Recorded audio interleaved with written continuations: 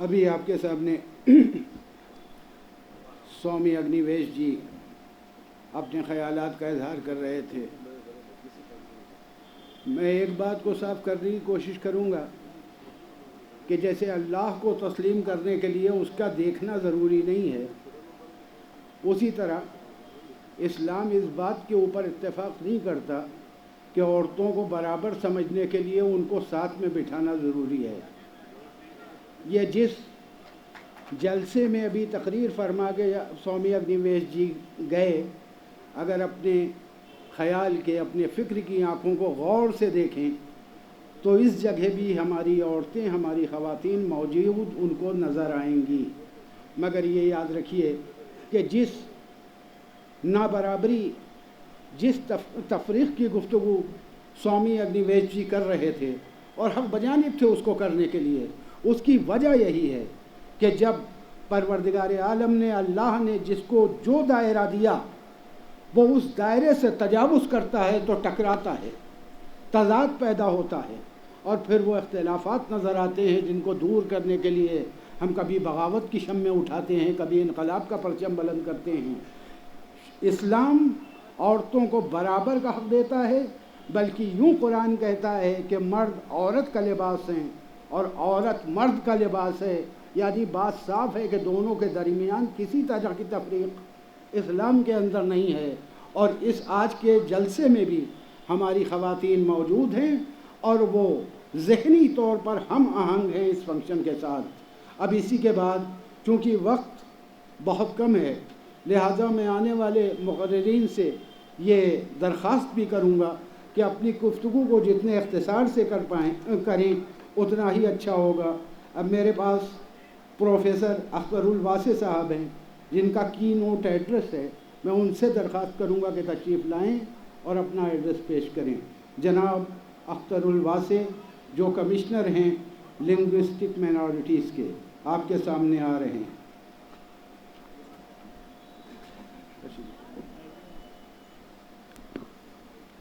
شروع کرتا ہوں اللہ کے نام سے جو رب العالمین ہے، رحمان الرحیم ہے، مالک یوم الدین ہے، ہم جس کی عبادت کرتے ہیں اور جس سے مدد چاہتے ہیں. درود و سلام اس کے نبی برحق سید المرسلین، خاتم النبیین، شفیع المذنبین، رحمت للعالمین، گنبد خضرا کے مکین جناب احمد مجتبیٰ محمد مصطفیٰ صلی اللہ علیہ وسلم، ان کی آل اور اصحاب پر.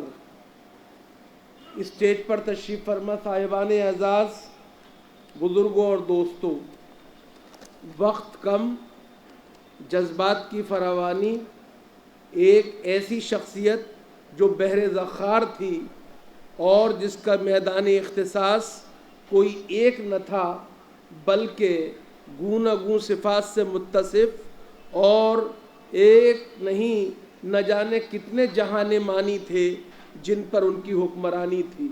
آپ ان کے بارے میں بات کرنے کھڑے ہوں اور وہ بھی کلیدی خطبے کے لیے اور پھر وقت کی پابندی ہو تو معاملہ کچھ گڑبڑا جاتا ہے.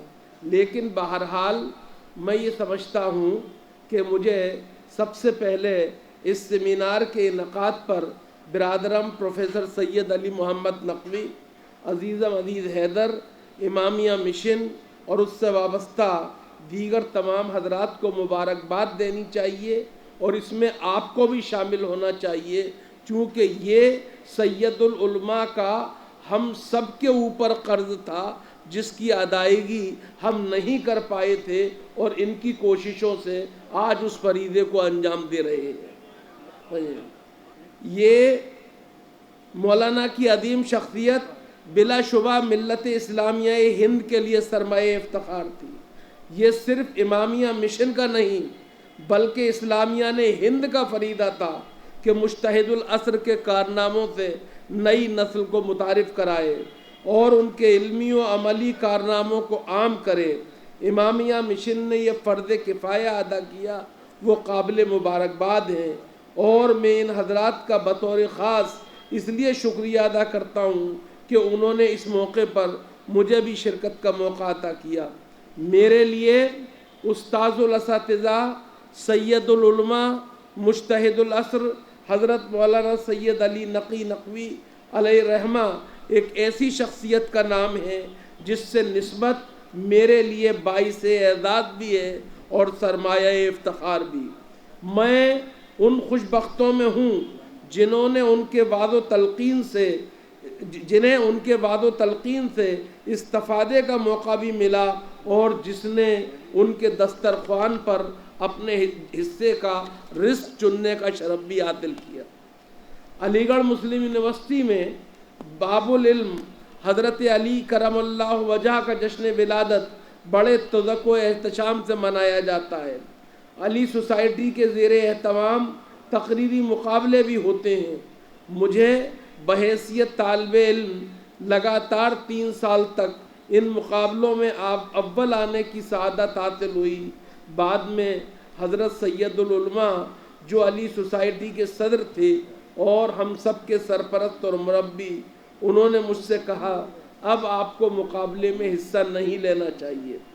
میں نے ان کے حکم کی تعمیل کی اور انہوں نے مجھے اس سے بڑا اعزاز و انعام اس طرح دیا کہ علی سوسائٹی کا جوائنٹ سیکریٹری نامزد کر دیا۔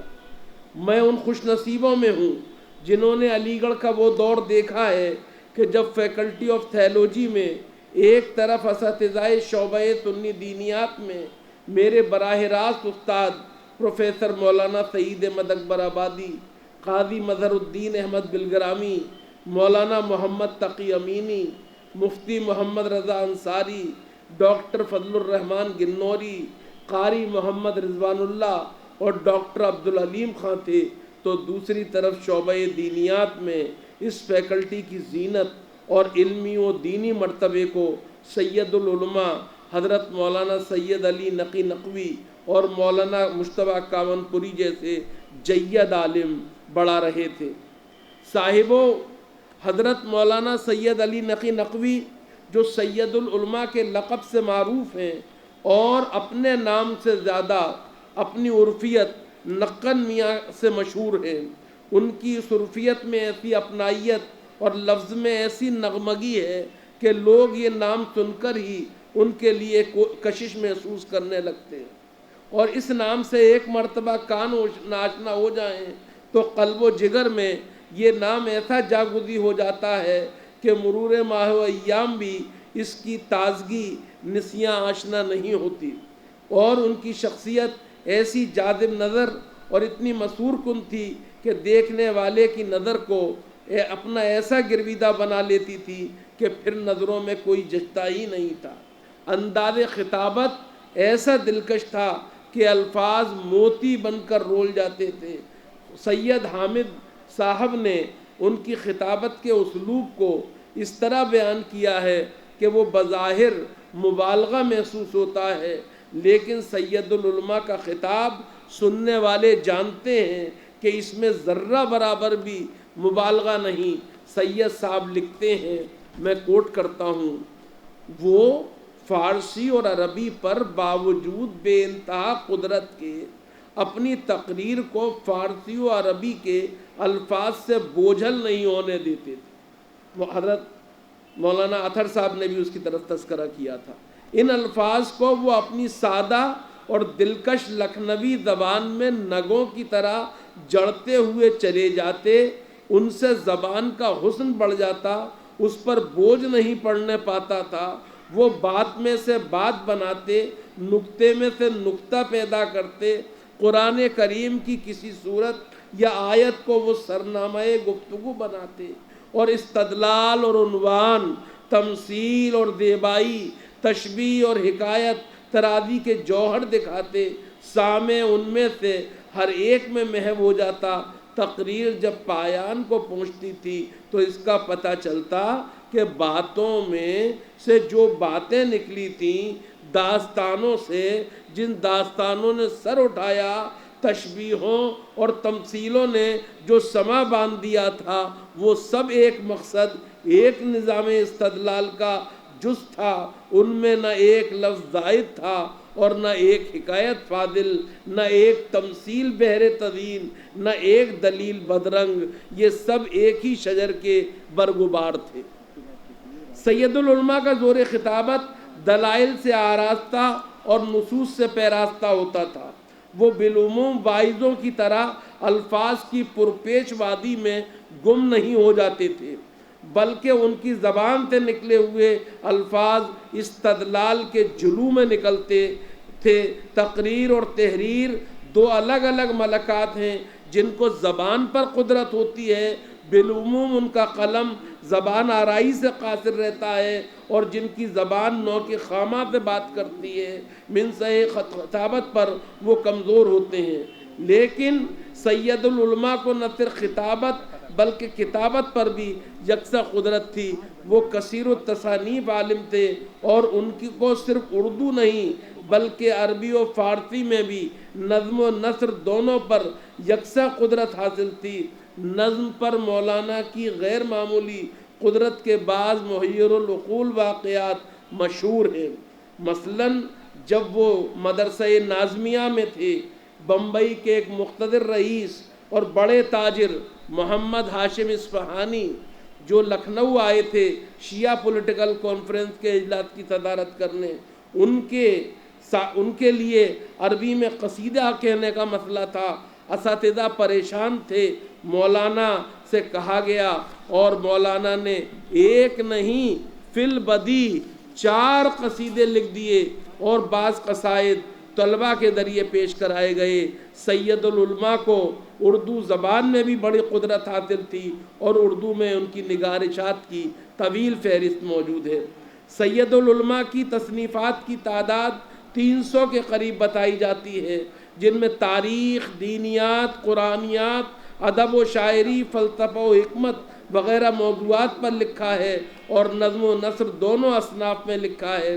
ان کی غیر معمولی بصیرت اور علم و تحقیق کے مزاج کے علاوہ ان کی ایک خاص خوبی جو ان کو اس عہد کے دیگر اکثر علماء سے ممتاز کرتی ہے، وہ ان کی عربی دانی ہے۔ ان کے ہمعصر علماء میں فارسی کا اثر تو یقیناً لمبے عرصے سے تھا، اور بالعموم ہندوستانی علماء فارسی میں یگانہ روزگار ہوتے تھے، لیکن عربی زبان و ادب کی طرف ان دنوں زیادہ توجہ نہیں تھی۔ خاص طور پر ادبی ادب کو نظر انداز کر رکھا تھا۔ سید العلماء نے عربی زبان و ادب میں مہارت پیدا کر کے ایک نئی طرح ڈالی، اور عربی کے ایسے بحر شناور بنے کہ ان کی کتابیں اور ان کے اشعار مصر اور دوسرے عرب ممالک میں شائع ہوتے رہے۔ میر انیس کا ایک مشہور مرثیہ ہے: جب قطع کی مسافت شب آفتاب نے، جلوہ کیا سحر کے رخ بے حجاب نے۔ سید العلماء نے اس کا عربی میں منظوم ترجمہ کیا جو مصر سے شائع ہوا۔ ان کا یہ ترجمہ عام طور پر بہت پسند کیا گیا۔ اس ترجمے کا ایک پہلو اور بھی ہے کہ اس طرح اردو میں مرثیہ نگاری جو اپنے معیار اور اظہار خیال کی ندرت اور سما بندی میں یقیناً عربی مرثیہ نگاری سے بھی بڑی ہوئی ہے، اس کا براہ راست اثر عربی مرثیہ نگاری پر پڑا۔ سید العلماء کی یہ بڑی خدمت ہے جس کا اعتراف اردو والوں کو بھی کرنا چاہیے۔ میر انیس کا مرثیہ اعلیٰ پائے کا ہے۔ سید العلماء کے علاوہ شاید ہی کوئی دوسرا آدمی اس ترجمے سے انصاف کر پاتا۔ سید العلماء کو دست قدرت نے جو ماحول اور خاندان عطا کیا تھا وہ بھی رب العزت کا خصوصی انعام تھا۔ اگرچہ ایسے عبقری لوگ بھی ہوتے ہیں جو ماحول اور اسباب سے ماورا ہو کر اپنے زمین و آسمان کی تخلیق خود کر لیتے ہیں، لیکن ایسا شاذر و نادر ہی ہوتا ہے۔ زیادہ تر لوگ ماحول اور اسباب تربیت کے جلو میں پرورش پاتے ہیں، اور اس میں ان کی خوابیدہ صلاحیتیں اور ذہنی و علمی صلاحیتیں بیدار ہوتی ہیں۔ سید العلماء لکھنؤ کے ایک انتہائی معتبر اور صاحب جاہ و منزلت خانوادے سے تعلق رکھتے تھے، جو ایک طرف تو علمی رسوخ میں بے مثال تھا، اور دوسری طرف مذہبی سیادت بھی ان کے ہاتھ میں تھی۔ شام غربت کی بے کسی کا بیان لکھنؤ میں اس خاندان کے لیے ارزاں ہوا تھا۔ باپ دادا، چچا تایا، نانا ماموں، غرض جتنے بھی اعزاء و اقربا تھے سب عالم و فاضل اور محبت اہل بیت کے پیکر تھے۔ ایسے ماحول میں مولانا کی ولادت ہوئی۔ اس طرح ماحول میں جہاں ایک طرف یہ آسانی ہوتی ہے کہ ماحول سیکھنے کا ہوتا ہے، فضا علمی ہوتی ہے، وہیں ایک مشکل یہ بھی ہوتی ہے کہ اس ماحول میں اپنی انفرادیت قائم کرنا اور اپنے لیے ایسی راہ منتخب کرنا جس میں ندرت ہو بڑا مشکل ہوتا ہے۔ سید العلماء کو جو آسانیاں حاصل تھیں وہ اپنی جگہ، لیکن مولانا نے اس روایت میں اپنا ایک الگ مقام بنایا تھا اور خاندان ان کی پہچان بنا اور وہ خاندان کے لیے خود پہچان بن گئے۔ مولانا کے والد مولانا سید ابو الحسن بھی بڑے عالم فاضل انسان تھے۔ انہوں نے اپنے ہونہار فرزند کی تعلیم و تربیت میں کوئی دقیقہ فروغ گزاشت نہیں کیا۔ اتفاق یہ ہے کہ جب سید العلماء صرف چند سال کے تھے تو ان کے والد خود تحصیل علم کے لیے نجف اشرف کی طرف عازم سفر ہوئے اور اپنے بچوں کو ساتھ لے گئے۔ اس طرح نجف اشرف کی اقامت اور اس سرزمین کی برکات سے براہ راست مستفید ہونے کا موقع ملا۔ وہیں مولانا کی رسم بسم اللہ ہوئی اور سن شعور تک مولانا اپنے والد کے ہمراہ نجف اشرف میں مقیم رہے۔ اس دوران اگرچہ اپنے والد سے زیادہ استفادہ رہتا تھا لیکن انہوں نے دوسرے اساتذہ سے بھی اکتساب فیض کیا۔ مولانا کا یہ قیام ان کی بقیہ زندگی کے لیے اس طرح بن گیا جس طرح شجر سایہ دار کے لیے بیج ہوتا ہے۔ فارسی گھر کی زبان تھی، یہاں رہ کر عربی زبان اور لب و لہجے سے واقفیت حاصل ہوئی اور ابتدا میں ہی ان کی زبان خالص عربی لہجے سے واقف ہو گئی اور عربی زبان سے جو ایک خاص طرح کا خوف طالب علموں میں پایا جاتا ہے وہ ختم ہو گیا۔ لکھنؤ واپس آنے کے بعد مولانا نے درسیات کی تکمیل لکھنؤ کے مدارس میں کی۔ اہل علم کی خدمت میں ذاتی طور پر بھی اخذ و استفادہ کیا اور سب سے زیادہ استفادہ اپنے والد محترم سے کیا۔ والد محترم نے باوجود اسرت اور تنگی کے اپنے بچوں کی تعلیم و تربیت میں کوئی دقیقہ فروغ گزاشت نہیں کیا۔ ان کی سرپرستی میں سید العلماء نے اپنے تعلیم کے ابتدائی اور اعلیٰ مراحل بحسن خوبی مکمل کیے اور ہندوستان میں اعلیٰ تعلیم حاصل کرنے کے بعد نجف اشرف کا رخ کیا اور وہاں کے ماہر علماء کے سامنے زانوِ تلمس طے کر کے منتہی درجات کی تکمیل کی۔ مولانا کے علمی جواہر کی کشود زمانہ طالب علمی میں شروع ہو گئی تھی اور ہندوستان اور عراق ہر جگہ مولانا کو خوش آئند نظروں سے دیکھا جاتا تھا۔ مولانا کی مہارت اور علوم و فنون میں غیر معمولی درک کا اعتراف مولانا کے اساتذہ نے بھی کھلے دل سے کیا ہے۔ جناب سلامت رضوی صاحب نے اپنی کتاب سید العلماء حیات اور کارنامے میں مولانا کے بارے میں ان کے اساتذہ اور معاصرین کے جملے اور اعترافات نقل کیے ہیں۔ بزرگوں، دوستوں، دربار خداوندی سے مولانا کو جو غیر معمولی مواقع، صلاحیتیں اور زبان و بیان پر جو قدرت ملی تھی، مولانا نے ان کا بھرپور استعمال لوگوں کی تربیت اور علم دین کی اشاعت کے لیے کیا۔ مولانا نے امامیہ مشن کے نام سے ایک انجمن قائم کی جس کے تحت تصنیف و تالیف اور تحقیق کے ذریعے اپنے علوم و معارف کے ذخیرے کو عام کیا اور پہلے لکھنؤ یونیورسٹی پھر علی گڑھ مسلم یونیورسٹی میں درس و تدریس اور افادے کی محفل آراستہ کی۔ مولانا کے فضل و کمال سے ہزاروں تشنگان علوم نے سیرابی حاصل کی۔ اسی کے ساتھ ساتھ مولانا وعظ و ارشاد بھی کرتے رہے اور ساری عمر بلا کشان قافلہ کربلا کے دلدوز واقعات اور ان سے درس عبرت اور اس واقعے کے حکم و مسالے اور اس میں عوام کے لیے جو اسوہ ہے اس کو بیان کرتے رہے اور لوگوں کو دین سے وابستہ کرنے کا کام انجام دیتے رہے۔ ہم جانتے ہیں واقعات کربلا کا حادثہ عالم اسلام کا ایک انتہائی دلدوز حادثہ ہے جس نے پوری اسلامی تاریخ پر دور رس اثرات مرتب کیے۔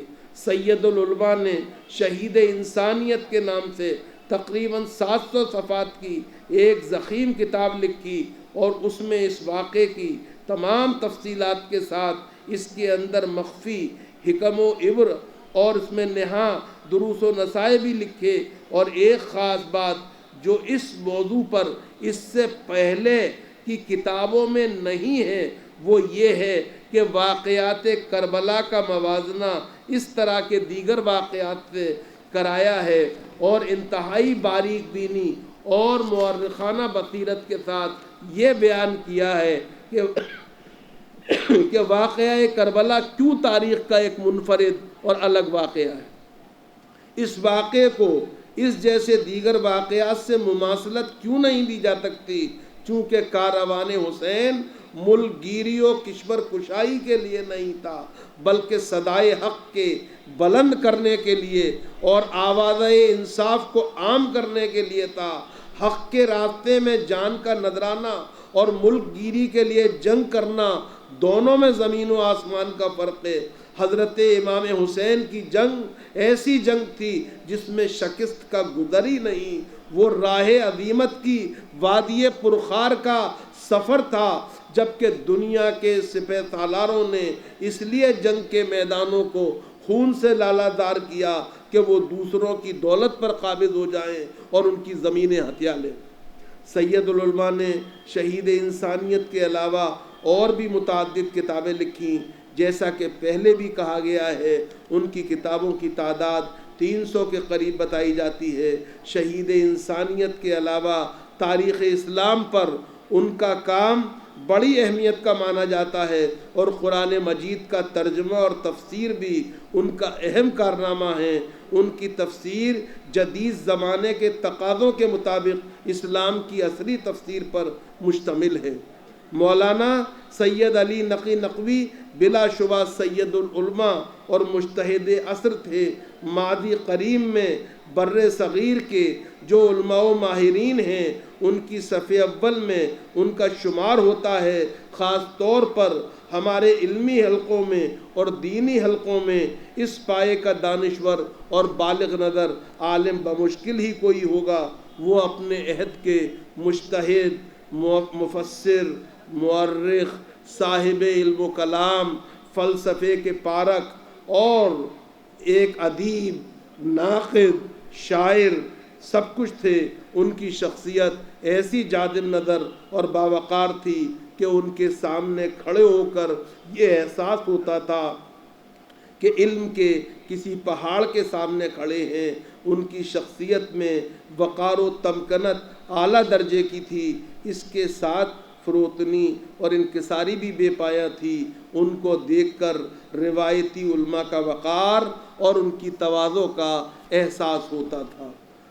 مولانا کے بارے میں مجھے صرف ایک بات اور کہنی ہے اور وہ یہ کہ ان کے بارے میں اس پہلو کو بھی نمایاں ہونا چاہیے کہ مولانا کی تحریریں بعض وہ ہیں جن کی تصدیق تائید کرنے والوں میں اپنے قلم سے حضرت مولانا سلیمان شاہ پھلواروی رہے ہیں۔ ان کی تحریریں اور ان کا علمی کام وہ ہے جس کو علماء فرنگی محل نے نہ صرف پسند کیا بلکہ چھپوایا اور تقسیم کرایا۔ یہ تمام چیزیں جو ہیں وہ بھی سامنے آنی چاہیے اور یہ بھی سامنے آنا چاہیے کہ علی گڑھ مسلم یونیورسٹی کے اندر شیعہ اور سنی جو دینیات کی فیکلٹی ہے اس میں وہ اس کے ڈین بھی رہے اور شیعہ دینیات کے صدر بھی رہے، لیکن انہوں نے جو تواضع، ایک دوسرے کے ساتھ تعلقات سمجھنے اور سمجھانے، محبت اور یگانگت کا رویہ اپنایا، اس نے ہم سب کی تربیت کی اور ہم سب کو ایک نیا شعور بخشا۔ ہمیں ضرورت ہے، میں سمجھتا ہوں جس طرح لکھنؤ پر یہ قرض تھا کہ ان کو یاد کرے، اسی طرح سے علی گڑھ کا بھی ایک پہ بھی فرض ہے کہ مولانا کے اوپر شیعہ جو فیکلٹی آف تھیولوجی ہے وہ بھرپور کام کرائے اور سید علی محمد نقی نقوی کی وابستگی اس کے راستے میں خارج نہیں ہونی چاہیے، بلکہ میں تو یہ کہوں گا اگر پدر نہ توانت پسر تمام کنت، ان کی ذمہ داری ہے۔ بہت شکریہ۔ یہ جناب اختر الواسع تھے جو آپ کے سامنے سرکار سید علماء کے تعلق سے پیپر پیش کر رہے تھے۔ اب ہماری فہرست میں بہت زیادہ لوگ تو نہیں ہیں، مگر جو ہیں وہ بہت چنندہ ہیرے ہیں جن کو اہل لکھنؤ بھی اتنا ہی چاہتے ہیں، پورا ہندوستان بھی چاہتا ہے، اور گویا ہر جگہ عالمگیر شخصیت ہے جن کی، اور جن کے لیے، جن کو بلانے سے پہلے میں غالب کا ایک شعر پڑھنا چاہوں گا کہ چاہیے اچھوں کو جتنا چاہیے، یہ اگر چاہیں تو پھر کیا چاہیے۔ میں آواز دے رہا ہوں آفتاب شریعت جناب قلب جواز صاحب کو کہ تشریف لائیں اور مولانا کی شخصیت پر اپنے تاثرات پیش کریں۔ مولانا قلب جواز صاحب۔ اعوذ باللہ السمیع العلیم من الشیطان الرجیم، بسم اللہ الرحمن الرحیم۔ قال اللہ سبحانہ تبارک و تعالی فی کتابہ المبین وہو اصدق القائلین، انما یخشی اللہ من عبادہ العلماء، صدق اللہ العلی العظیم۔ میرے آبا کے اوپر استقبالیہ کمیٹی کا یہ لگا ہوا ہے نشان، تو میں میزبان ہوں، لہذا اب میزبان کے لیے نہیں کہ وہ وقت لے، کیونکہ تو ہمارے مہمانوں کے لیے ہے کہ وہ ان کو زیادہ سے زیادہ وقت دیا جائے کہ وہ اپنے خیالات کا اظہار کر سکے۔ اب میرا نام پکار دیا انہیں نے تو لہٰذا میں حاضر ہوں، چند جملے عرض کرنا ہی ہے۔ آیت کریمہ بہت ہی مشہور و معروف آیت علماء کے سلسلے میں کہ انما یخشی اللہ من عبادہ العلماء، انما، آپ تمام علماء تشریف فرمائیں، کلمہ حصر ہے کہ اس کے علاوہ اور کچھ نہیں، بس یہی اور اس کے علاوہ اور کچھ نہیں۔ انما یخشی اللہ من عبادہ العلماء، قرآن مجید اعلان فرما رہا ہے کہ اللہ سے صرف علماء ڈرتے ہیں۔ اللہ سے جو ودوان ہیں، جن کے پاس ودیا ہے، جن کے پاس نالج ہے، جن کے پاس علم ہے، اللہ سے صرف وہی ڈرتے ہیں۔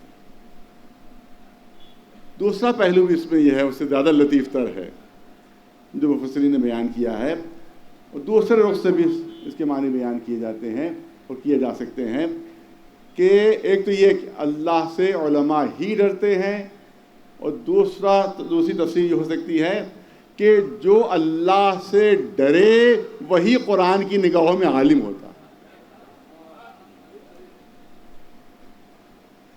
جو اللہ سے ڈرے وہی قرآن کی نگاہ میں عالم۔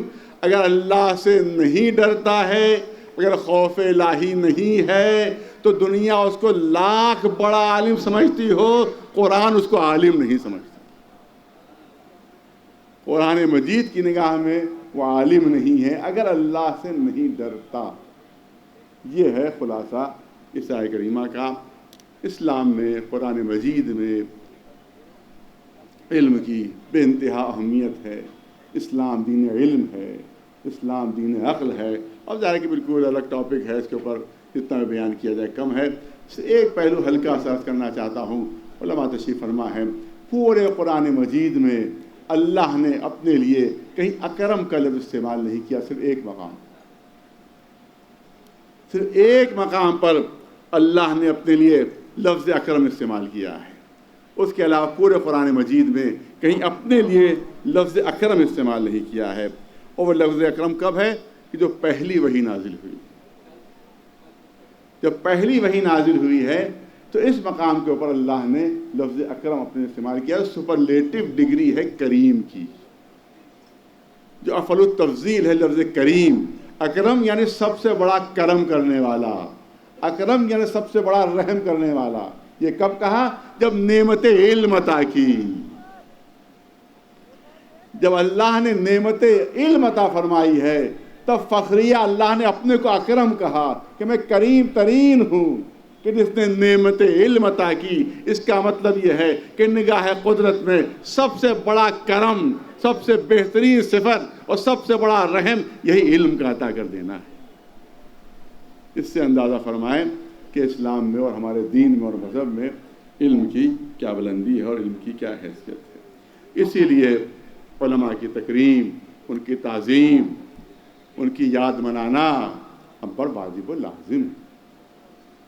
بہت تاخیر ہوئی، جیسے کہ ہمارے ڈاکٹر واسف صاحب نے ارشاد فرمایا بہت کہ ایک بہت پرانا قرض ہے جو لکھنؤ والے ادا کر رہے ہیں اب، جو اس بات کو بہت پہلے ہونا چاہیے تھا، جو غلطیاں لکھنؤ والوں سے ہوئیں اس کا جبران ہونا چاہیے تھا، وہ بہت دنوں بعد اس کا جبران ہو رہا ہے۔ ان غلطیوں کا اس سیمینار کی صورت میں خاندان، میں نے کہا 5-7 منٹ لینا، خاندان اجتہاد کے لیے 2-3 جملے عرض کر دوں کہ ابن خلدون بہت ہی مشہور مورخ، اس نے ایک کلیہ پیش کیا، اپنی پوری تحقیق کا ایک نچوڑ اس نے پیش کیا۔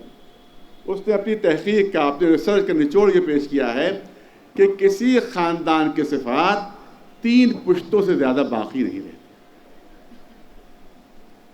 عجیب چیز اس کی اپنی تحقیق ہے، اس کی اپنی تحقیق ہے۔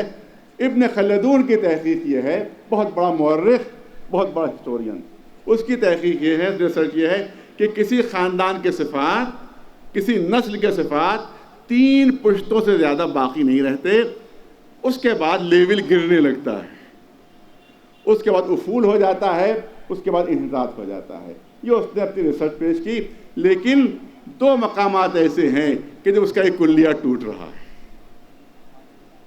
2 مقامات ایسے ہیں جہاں کلیہ ٹوٹ رہا ہے۔ ایک تو ائمہ معصومین، ہمارے 12 امام، کہ جہاں ہر ایک لاجواب ہے 12 پشتوں تک، جہاں ہر ایک لاجواب ہے، ہر ایک بے مثل ہے، ہر ایک بے نظیر ہے۔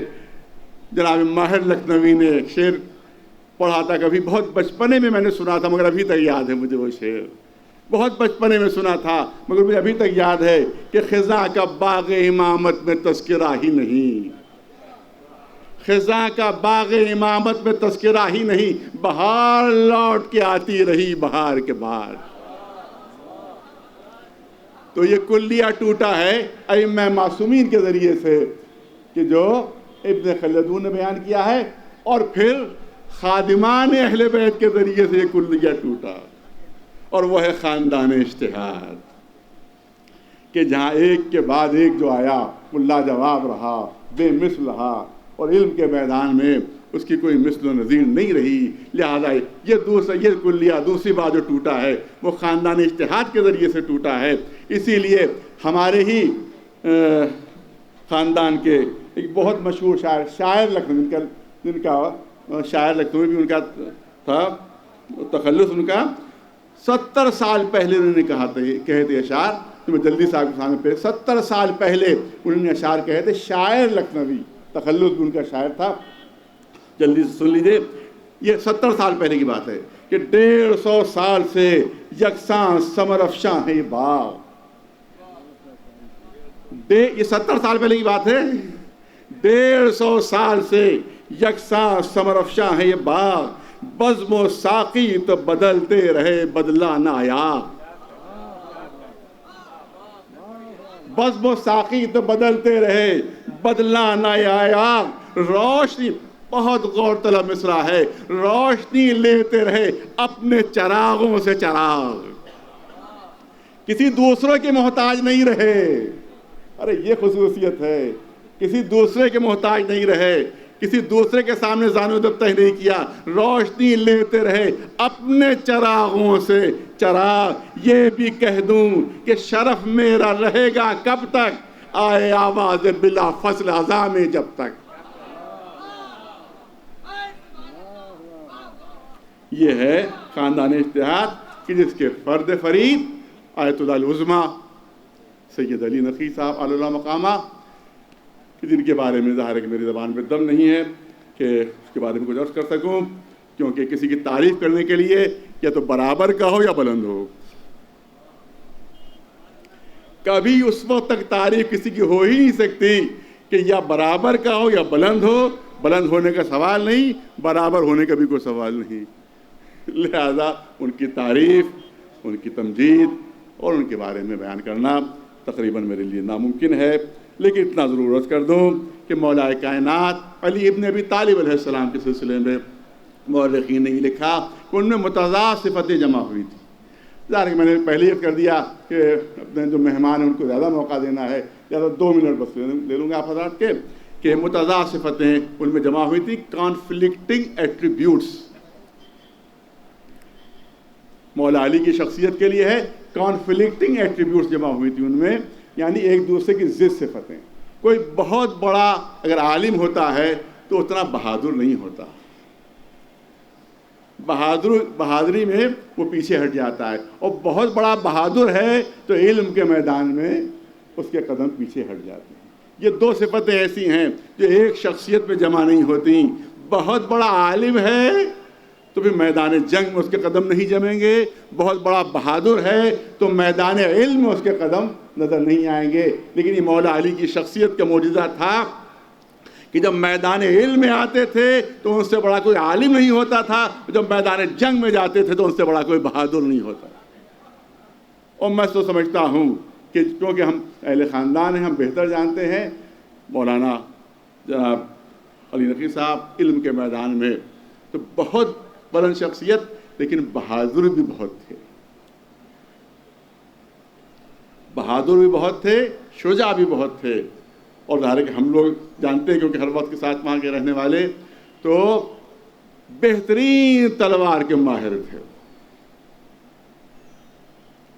بہترین تلوار کے ماہر تھے, بہترین لاٹھی چلانا جانتے تھے, بہترین پھری گتکا, جو آج کل بچے شاید نام بھی نہ جانتے ہوں,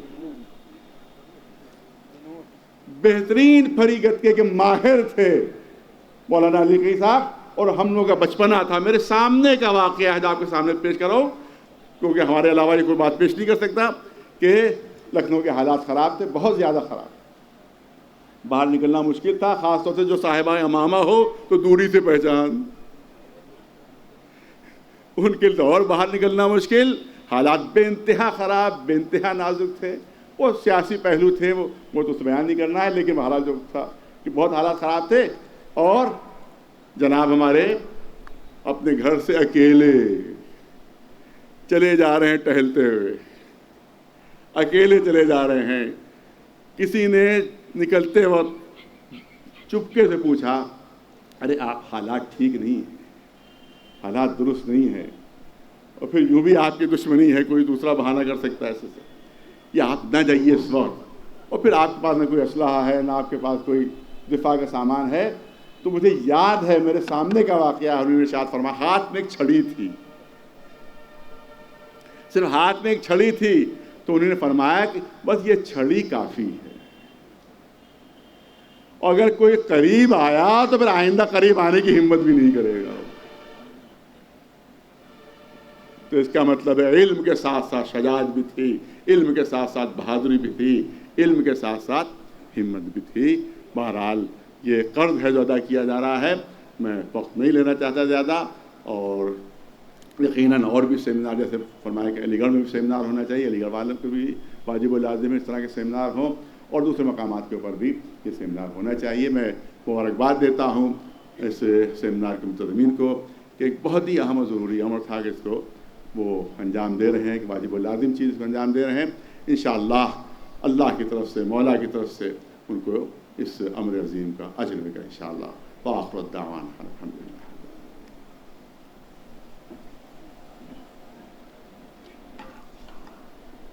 یہ تھے جناب مولانا کلب جواز صاحب, جو خاندان اجتہاد کے سلسلے سے سرکار سید العلماء کے علمیت اور ان کی وجاہت اور ان کی شجاعت پر روشنی ڈال رہے تھے. جیسا کہ مولانا نے خود کہا کہ ہم میزبان ہیں, ہم مہمان جو ہیں انہیں بولنا چاہیے. واقعی صحیح بات ہے, لیکن میں سمجھتا ہوں کہ میزبان ہی وہ ہوتا ہے جو کسی بھی پروگرام کی مقصدیت کو اور اس کے مفہوم کو سامعین کے اوپر زیادہ خوبصورتی سے واضح کر سکتا ہے۔ لہٰذا شاید یادگار حسینی تنظیم نے اسی لیے مہمانوں کے ساتھ ساتھ کچھ اپنوں کا بھی نام جوڑا ہے، اور اب میں جن کے لیے گویا گزارش کرنے جا رہا ہوں وہ آج نہ صرف لکھنؤ کے لیے، شیعہ قوم کے لیے ایک قابل فخر شخصیت ہیں، بلکہ اپنے آپ میں اتنی ملیح طبیعت رکھتے ہیں کہ جس کے لیے شاعر کا شعر یاد آتا ہے کہ زباں سے ان کی حلاوت بیانیاں برسیں اور بیان سے ان کے سلجھ جائیں گیسوئے اسرار۔ میں دعوت سخن دے رہا ہوں بہت معدبانہ مولانا کلب صادق صاحب سے کو کہ وہ آئیں اور اپنے اہم نکات سرکار سید العلماء کی شخصیت پر اپنے تاثرات پیش کریں، اس نحس سے، اس لہجے کے ساتھ جو ہماری قوم کو بے انتہا پسند ہے۔ تشریف لائیں سرکار۔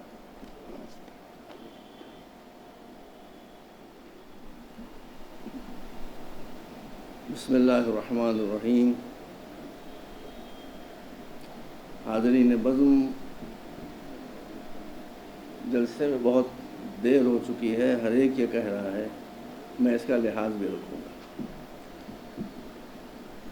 سرکار سید العلماء سے میرا جو رشتہ ہے وہ یہ ہے کہ علی گڑھ میں اگر ان کا شریعت قضا نہ ہوتا تو نہ میں ایم اے کر سکتا تھا نہ پی ایچ ڈی کر سکتا تھا، اس لیے کہ میرے پاس اس وقت کھانے کے لیے پیسے ہی نہیں تھے۔ تو انہی کے گھر میں جا کر میں نے دھرنا دیا تھا کئی برس تک، انہی کے ادا کردہ ایک کمرے میں میں رہا کرتا تھا اور انہی کا نمک کھا۔ تو ان کا تو میرے اوپر بہت بڑا احسان ہے، میں ان کو جانتا بھی ہوں اور پہچانتا بھی ہوں۔ ابھی عزیز جواد میاں جو بات کہہ رہے تھے، انما یخشی اللہ من عباد العلماء، کہ عالم وہ ہوتا ہے جو اللہ سے ڈرتا ہے۔ تو اب ڈرنے کی پہچان کیا ہے؟ اب ڈر کو دکھائی دینے کی چیز تو ہے نہیں کہ کون اللہ سے ڈر رہا ہے کون اللہ نہیں، اس کی ایک پہچان ہے، اور وہ پہچان یہ ہے کہ اور یہی اللہ کے خوف کی نعمت ہے کہ جو اللہ سے ڈرتا ہے پھر وہ غیر اللہ سے نہیں ڈرتا، پھر وہ بڑے سے بڑے دشمن سے نہیں ڈرتا، پھر وہ بڑی بڑی طاقتوں سے نہیں ڈرتا۔ آج ایران جو امریکہ سے نہیں ڈر رہا ہے، اس کی تہ میں یہی بات ہے کہ ایرانی اللہ سے ڈرتے ہیں، غیر اللہ سے نہیں ڈرتے ہیں، ورنہ ظاہر میں ایران اور امریکہ کا کوئی مقابلہ نہیں۔ میں نے بہت سے واقعات سرکار سید العلماء کے سنے، بہت سے واقعات اپنی آنکھوں سے دیکھے۔ جلسے کا ماحول ذرا ڈر ہو گیا ہے تو میں آپ کو ہلکے پھلکے ایک آدھ واقعے کی طرف متوجہ کرتا ہوں۔ میں علی گڑھ میں پڑھتا تھا، یونین میں ایک جلسہ ہوا، مذہبی جلسہ تھا، اس میں جماعت اسلامی کے جنرل سیکریٹری مولانا حامد حسین صاحب تشریف لائے تھے۔ وہ خود بہت بڑے عالم تھے۔ مولانا لقی صاحب کو سب کچھ آتا تھا، ایک چیز نہیں آتی تھی۔ جیسے کہا گیا کلام ان کو آتا تھا، فلسفہ ان کو، عربی، نثر، سب کچھ آتا تھا، انگریزی نہیں آتی تھی جو مجھے آتی، وہ انگریزی ان کو نہیں آتی۔ مگر اس مصیبت کو نعمت میں کیسے بدلا انہوں نے، یہی ان کا کارنامہ۔ اب وہ حامد حسین صاحب نے جو تقریر شروع کی عزیزوں، تو وہ چونکہ یونیورسٹی کے ماحول میں تقریر کر رہے تھے، اس لیے انہوں نے مناسب سمجھا کہ ایک جملہ اردو کا، دو جملے انگریزی کے، ایک جملہ اردو کا، تین جملے انگریزی کے، وہ یوں بول رہے تھے۔ جناب کو انگریزی سمجھ میں آتی نہیں تھی، وہ کسمسا رہے تھے، بے چین ہو رہے تھے۔ تو جب ان کی تقریر کی نوبت آئی، دیکھیے تو کیا رنگ دیا ہوا۔ ان کی تقریر کی نوبت آئی تو انہوں نے کہا کہ تعریف کی ان کی بڑی اچھی تقریر کر رہے تھے، لیکن میں تو سمجھ ہی نہیں سکا، اس لیے کہ ایک جملہ اردو کا ہوتا تھا، چار جملے انگریزی کے ہوتے تھے، ایک جملہ اردو کا ہوتا تھا، تین جملے انگریزی کے ہوتے تھے، تو میں ان کی تقریر پوری طرح سمجھ نہیں سکا۔ اس کے بعد انہوں نے کہا یہ زمانہ وہ زمانہ تھا کہ جب ایک فیسسٹ پارٹی کی طرف سے اینٹی انگلش موومنٹ چل رہا تھا۔ آپ میں سے جو میرے عمر کے ہیں ان کو ضرور یاد ہوگا، یا اس میں سے چھوٹے بھی جو ہیں، اینٹی انگلش موومنٹ چل رہا تھا، اور اس پارٹی کے ورکرز ایک ہاتھ میں تارکول کی بالٹی لیے ہوئے اور دوسرے ہاتھ میں کوچی لیے ہوئے جہاں ان کو انگلش کہیں لکھی ہوئی دکھائی دی، انہوں نے جھک کے کوچی جو تھی وہ بالٹی میں ڈبوئی تارکول کے اور چٹ سے اس کے اوپر پھیر دیا۔ انہوں نے یہ واقعہ بیان کیا کہ آج اب کوئی سمجھا بھی نہیں کہ واقعہ کیوں بیان کر رہے ہیں۔ کہ لیکن آج کل کا زمانہ یہ ہے کہ لوگوں کو انگریزی سے اتنی دشمنی ہے کہ ہاتھ میں بالٹی اور کوچی لیے گھوم رہے ہیں، جہاں انگریزی کا کوئی ورڈ، کوئی شبد، کوئی لفظ دکھائی دیا، انہوں نے کوچی سے تارکول نکالا اور چٹ سے اس کو اوپر پھیر دیا۔ بس اس کے بعد نے صرف اتنا کہا کہ وہ تو خیریت یہ بھی کہ یہاں کوئی نہیں تھا۔ اس کے اوپر جو کہا پڑا ہے وہاں کے اوپر، اس طرح کی گونج آج تک میرے خیال میں یہ ان میں ظرافت کا جو رخ رہ گیا ہے، ظرافت کا جو رخ تھا وہ یہ تھا۔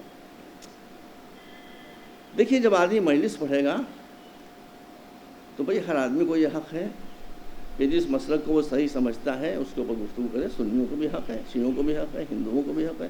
کل ہمارے جو آریہ سماج کے اتنے بڑے لیڈر ہیں سوامی نویش جی، انہوں نے آریہ سماج کے بارے میں بڑی اچھی باتیں بتائیں جو مجھے بھی بات نہیں معلوم تھی۔ تو مگر ایک بات کا خیال ہمیشہ سرکار سید العلماء نے رکھا، اور وہ یہ کہ کسی کا دل نہ ٹوٹ جاتا ہے، اس لیے کہ اسلام تبلیغ کے لیے ہے، دوسرے کو قریب لانے کے لیے۔ دل ٹوٹے گا تو انسان آپ سے دور ہو جائے گا۔ میرے سامنے اہل سنت حضرات تشریف فرمائے، اللہ ان کو سلامت رکھے، علی گڑھ میں مجلس ہو رہی تھی، آپ غور کیجئے، اور اس میں میجورٹی سنی اسکالرس کی تھی، سب سنی اسکالرس، بڑے بڑے پروفیسرز اور ریڈرز ہو، عربی ڈپارٹمنٹ کے اور پرشین کے اور اسلامک اسٹڈیز کے سب لوگ تشریف فرما تھے۔ وہاں انہوں نے مجلس کس ٹاپک پر پڑھی، میں کہتا ہوں یہ معجزہ ہے ان کا، یہ میراکل ہے، یہ چمتکار ہے کہ اس اہل سنت علماء کے مجمع کے درمیان میں جو ٹاپک انہوں نے چنا وہ خلافت کا۔ میرا تو دل نکل گیا، میں نے کہا یہ اب کیا ہوگا بھائی، سب سنی حضرات تشریف فرما ہے اور مولانا نے خلافت کو چھوڑ کر شروع کر دیا ہے، لیکن ان کے فن کا کمال یہ تھا کہ اتنے حساس موضوع پر تقریر کرنے کے بعد جب وہ ممبر سے نیچے اترے ہیں تو میں نے اپنی آنکھوں سے دیکھا کہ سنی علماء ان کے ہاتھ چوم رہے ہیں۔ یہ کمال سوائے علی نقوی صاحب کے مجھے اور کہیں پر نظر نہیں آئی۔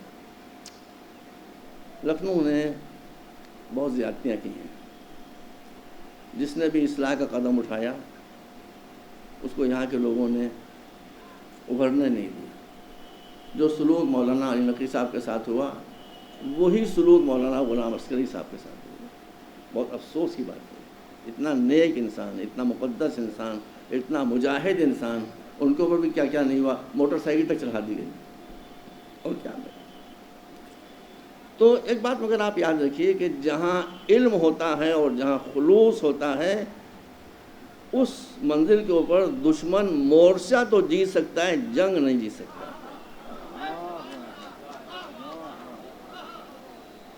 تو وہ چاہے علی نقوی صاحب ہوں چاہے غلام عسکری صاحب ہوں، ایک وقتی لہر تھی کہ جو آئی وہ چلی گئی۔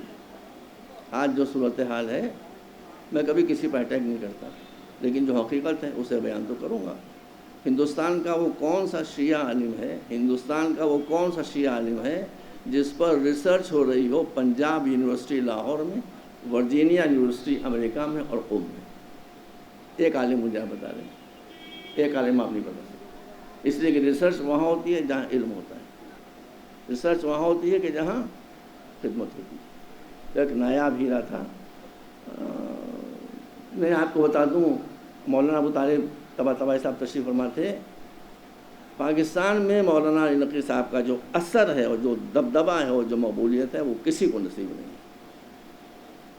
ہے۔ میں تو پاکستان مدتوں سے جا رہا ہوں، جا کر اپنی آنکھوں سے دیکھتا ہوں، بڑے بڑے خطیب پاکستان نے پیدا کیے، میں خود ان کا عاشق ہوں، میں خود ان خطبہ کا عاشق ہوں، مگر بڑے سے بڑے خطیب نے بھی یہ وصیت کر دی تھی کہ میری تقریروں کو کبھی کتاب کی شکل میں نہ چھاپا جائے، اس لیے کہ وہ جانتے تھے تقریر جب کتاب کی شکل میں آئے گی تو تقریر کا زور ختم ہو جائے گا، کتاب بے جان ہو جائے گی۔ سوائے علی نقوی صاحب کے، ان کا یہ فن خصوصی تھا کہ ان کی جو تقریریں آپ سنیں تو وہی حظ ملتا تھا اور اسی کو منتقل کر دیا جائے کتاب میں تو اس کے حسن میں کوئی کمی نہیں ہوتی تھی۔ انتہا سے زیادہ ذہین انسان تھا۔ بس مجھے دو باتیں کرنا ہے۔ پاکستان میں یہ میرے والد نے بتایا تھا سن 47 کے فوراً بعد سن 48 ہو یا 49 مجھے یاد نہیں ہے، نہ میں اس زمانے میں باہوش تھا، تو لاہور میں ایک بین الاقوامی حسین ڈے کیا گیا. آپ حضرات میں اتنا متوجہ ہیں، بھائی تقی حیدر مجھے دیکھو ادھر کا دیکھو. تو اس وقت پاکستان کے ایمبیسیڈر تھے یہاں پر راجہ غزنفر علی خان. انہوں نے خصوصی ویزے یہاں سے، یہ ہندو حضرات بھی گئے، سنی بھی گئے، شیعہ بھی گئے. علی نقوی صاحب بھی تشریف لے گئے، والد ماجد بھی گئے. تاریخ لاہور میں اتنا بڑا مجمع کبھی نہیں ہوا. ہر ایک کو ٹاپک دیا گیا. مولانا علی نقوی صاحب کو ٹاپک دیا گیا. کیسا ٹاپک تھا ذرا غور تو کیجیے کہ اگر واقعہ کربلا نہ ہوتا تو کیا ہوتا. یہ بھی کوئی ٹاپک ہے. اگر واقعہ کربلا نہ ہوتا تو کیا ہوتا. تو انہوں نے اپنی ذکر فرمایا کہ اب جب کہ واقعہ کربلا ہو چکا، اب میں کیا بتاؤں کہ نہ ہوتا تو کیا ہوتا. مگر اس کے بعد انہوں نے کہا چند جملے کہنے کے بعد بہت ہی فورسفل، اس کے بعد انہوں نے کہا اس زمانے میں ڈاکٹر ذاکر نائک کا پتہ نہیں، سلیمان مسلمان ہر فرقے کے بھرا ہوا تھا مجمع. اتنا بڑا مجمع لاہور میں آج تک نہیں ہوا. انہوں نے کہا کہ اس مجمع میں کہ جہاں ہر فرقے کے لوگ موجود ہیں، اگر آپ مجھ سے یہ پوچھنا چاہتے ہیں کہ اگر واقعہ کربلا نہ ہوا ہوتا تو کیا ہوتا، تو ان کا میں اس کا جواب یہ دینا چاہتا ہوں کہ جتنے یہاں پر سنی حضرات ہیں، دیوبندی حضرات ہیں، بریلوی حضرات ہیں، شیعہ حضرات ہیں، سب بیٹھے ہوئے ہیں، مجھ سے ایک آواز میں بتائیں کہ آج جب کربلا کے واقعوں کو 1300 برس سے زیادہ گزر چکے ہیں، آپ میں سے کون یزید کو خلیفہ رسول ماننے پر تیار ہے؟ پورے مجمع نے کہا ایک بھی نہیں. پورے مجمع نے کہا یک زبان ہو کر کے ایک بھی ہم میں نہیں ہے جو یزید کو خلیفہ ماننے پر تیار ہو.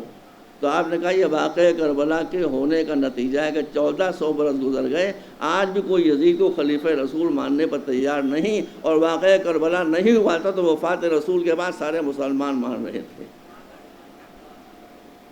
ایک بہت ذہین انسان تھا جو ہمارے درمیان سے بہت عظیم خدمات انجام دے کر. لیکن بس میں آخری بات کر رہا ہوں، یہ اس سے کٹی بھی ہے، لیکن ہر آدمی نے کٹی ہوئی باتیں پیش کی ہیں. اصل میں مسئلہ کیا تھا؟ جو زمانہ مولانا نقوی صاحب کا تھا وہ لکھنؤ کے شیعوں کی سب سے زیادہ جہالت کا زمانہ تھا. مجھے بہت افسوس ہے.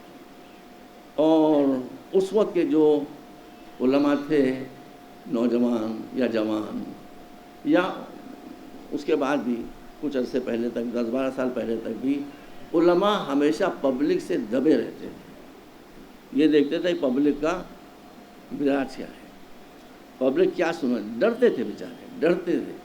جب پبلک کو یہ احساس ہو گیا کہ ڈرتے تو اس نے ڈرانا شروع کیا. لیکن اب خدا کا شکر ہے، اور یہی میری آخری بات ہے کہ اب زمانہ بدل گیا. ایران کا یہ فیض ہے کہ اب جو ہمارے بچے پڑھ کر آ رہے ہیں، نہ یہ جاہل ہیں نہ یہ ڈرپوک ہیں.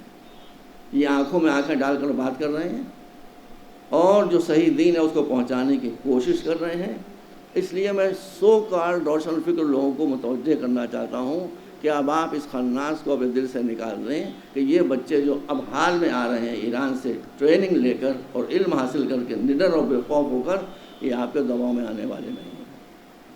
ہمارے جو سو کال روشن فکر ہیں ان کو اب بھی یہ خیال ہے کہ یہ بچے جو ہمارے آتے ہیں یہ بہت غبی ہوتے ہیں، بہت کنزن ہوتے ہیں، بہت ڈر ہوتے ہیں. میں خالی ایک واقعہ سنا کے آپ کو اور یہ تقریر ختم کروں. ابھی کچھ عرصے کی بات ہے، پہلے کی ایک جگہ پر کہیں کوئی مجلس ہو رہی تھی اور ہمارا کوئی بچہ پڑھ رہا تھا، ایران سے نیا نیا آیا ہوا. ایک روشن فکر صاحب سے انہوں نے اس کا مذاق اڑانے کے لیے بیچ میں ہنس کے یہ سوال کیا، قبلہ مجلس بات پڑھیے گا، یہ پہلے بتائیے کہ اگر ہم جنگل میں، سنیے گا بیٹا، اگر ہم جنگل میں نماز پڑھ رہے ہیں اور شیر آ گیا تو ہم نماز پڑھتے رہیں گے یا نماز چھوڑ دیں گے؟ انہوں نے پھانسے کے لیے کہا تھا. ان مولانا نے فوراً جواب دیا کہ اگر آپ کا وضو باقی رہ جائے گا تو آپ نماز پڑھتے رہیں گے. اس لیے میں عرض کرتا ہوں کہ اب زمانہ چینج ہو گیا، آپ اپنے ہوش و حواس میں آ جائیں. اب یہ بچے جو آ رہے ہیں خود آپ کا مذاق اڑا کے بات ہے. بہرحال اللہ کا شکر ہے، اللہ کا شکر ہے کہ یہ اجتماع کامیابی کے ساتھ جاری اور ساری ہے. اور مجھے امید ہے کہ جس ذات کی یاد میں جلسہ ہو رہا ہے، زیادہ سے زیادہ یہ بھی بہت ضروری کہ علی گڑھ میں بھی ان کا انشاءاللہ سیمینار کیا جائے اور ان کی کتابوں کی دوبارہ، یہ میں آخری بات آپ کے سامنے عرض کر دوں کہ انہوں نے جس موضوع پر جو کتاب لکھ دی ہے اس کا جواب کہیں سے آ نہیں سکا، بس اتنا ہی کافی ہے۔ جیسے قرآن مجید میں تھا کہ ان کنتم فی ریب مما نزلنا علی عبدنا فأتوا بسورۃ من مثلہ، قرآن تو کلام الہی، اس کا جواب تو نہیں آ سکتا، لیکن علی نقوی صاحب نے بھی جس موضوع پر جو کتاب لکھ دی ہے اس کا جواب کہیں سے آ نہیں سکا۔ ساری کتاب میری پڑھی ہوئی اور سب کی خدمت میں رہتا ہوں۔ وآخر دعوانا الحمد للہ رب العالمین۔